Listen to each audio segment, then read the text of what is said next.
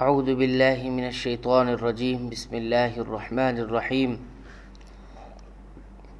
ولو ان اہل القرى آمنوا واتقوا لفتحنا علیہم برکات من السماء والارض ولكن كذبوا فأخذناهم بما كانوا يكسبون۔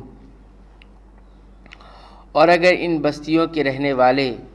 ایمان لے آتے اور پرہیزگاری اختیار کرتے تو ہم ان پر آسمان اور زمین کی برکتیں کھول دیتے، لیکن انہوں نے تکذیب کی تو ہم نے ان کے اعمال کی وجہ سے ان کو پکڑ لیا۔ افامن اہل القری ان یاتیہم بأسنا بیاتا وہم نائمون، کیا پھر بھی ان بستیوں کے رہنے والے اس بات سے بے فکر ہو گئے کہ ان پر ہمارا عذاب شب کے وقت یعنی رات کے وقت آ پڑے جس وقت وہ سوتے ہوں۔ او امن اہل القری ان یاتیہم بأسنا ضحی وہم یلعبون، اور کیا ان بستیوں کے رہنے والے اس بات سے بے فکر ہو گئے ہیں کہ ان پر ہمارا عذاب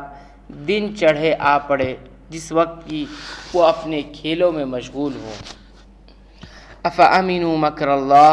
فلا یأمن مکر اللہ الا القوم الخاسرون، کیا وہ اللہ کی اس پکڑ سے بے فکر ہو گئے، اللہ کی پکڑ سے صرف ان کے جن کی شامت ہی آ گئی ہو اور کوئی بے فکر نہیں ہوتا۔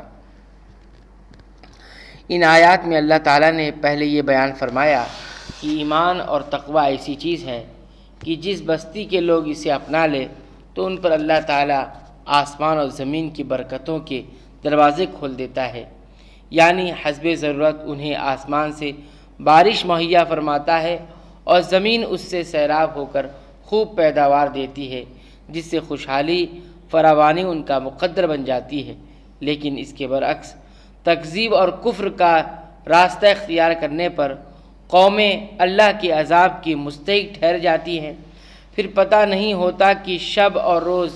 کی کس گھڑی میں عذاب آ جائے اور ہنستی کھیلتی بستیوں کو آنے واحد میں کھنڈرات بنا کر رکھ دے۔ اس لیے اللہ کی ان تدبیروں سے بے خوف نہیں ہونا چاہیے۔ اس بے خوفی کا نتیجہ سوائے خسارے کے کچھ نہیں۔ اولم یہد للذین یرثون الارض من بعد اہلها ان لو نشاء اصبناهم بذنوبهم ونطبع على قلوبهم فهم لا يسمعون، اور کیا ان لوگوں کو جو زمین کے وارث ہوئے وہاں کے لوگوں کی ہلاکت کے بعد یعنی ان واقعات مذکور میں ہیں یہ بات نہیں بتلائی کہ اگر ہم چاہیں تو ان کے جرائم کے سبب ان کو ہلاک کر ڈالیں اور ہم ان کے دلوں پر بند لگا دیں پس وہ نہ سن سکیں، یعنی گناہوں کے نتیجے میں عذاب ہی نہیں آتا،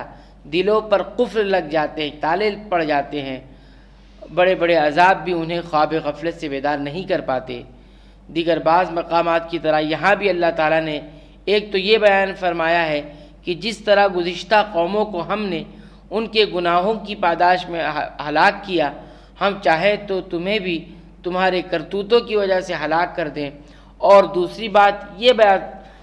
بات یہ بیان فرمائی کہ مسلسل گناہوں کے ارتکاب کی وجہ سے